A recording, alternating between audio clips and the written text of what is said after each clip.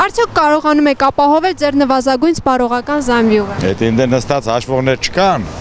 հաշվել են, որ 80,000 է, թոշակը 36,000 է, հաշվել են, գիտեն էլ, չգիտեն իրանք,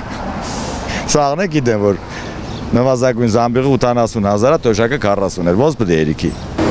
Իհարկե ուսուցչի աշխատավարձով ոչ, բայց լրացուցիչ պարապմունքներ բաներ անում եմ, բավականացնում եմ։ Դժգոհ եմ, որովհետև պատշաճ չենք վարձատրվում աշխատանքի դիմաց։ Թոշակառու եմ, միայն թոշակով ես ինքս չեմ կարող ապահովել։ Չի բավականացնում։ Իհարկե կարողանում եմ։ Տղամարդը պիտի կարողանա գումար հայթայթել։ Ոչ թե սպասել աշխատավարձին։ Իհարկե ոչ, որովհետև բավարար չի եկամուտը իհարկե, ելնելով այդ պատճառով։ Իսկ որ ասում է, որ մենք թամբալ ենք չենք աշխատում, գիտեք ու մասին է խոսքը, դա իհարկե չի համապատասխանում իրականությանը։ Ոչ եւ ոչ, 60 տարի աշխատել եմ, 60,000 էլ չեմ ստանում։ Չէ, խելքին մոտիկ հարց չէ, բացատրեմ ինչի։ Այդ նվազագույնը,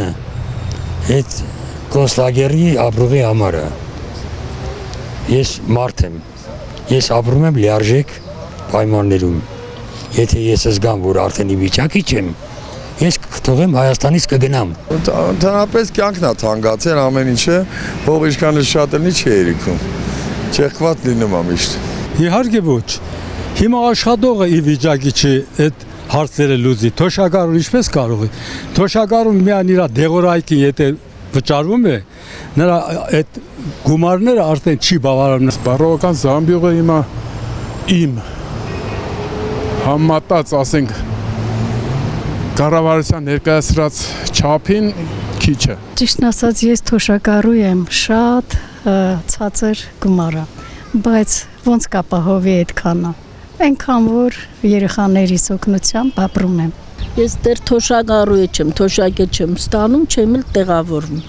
չեմ կարող սպառել իմ ծախսերը։ Կարողանում եմ, բայց օգնությամբ երեխաներիս։ Բացարձակապես չեն կարողանում, որովհետև այս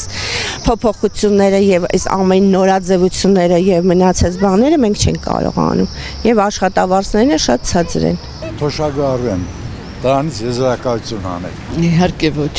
Ես կարծում եմ, որ մի հոգու համար նորմալ սնվելու համար անհրաժեշտ է մինիմում 100,000 ամսական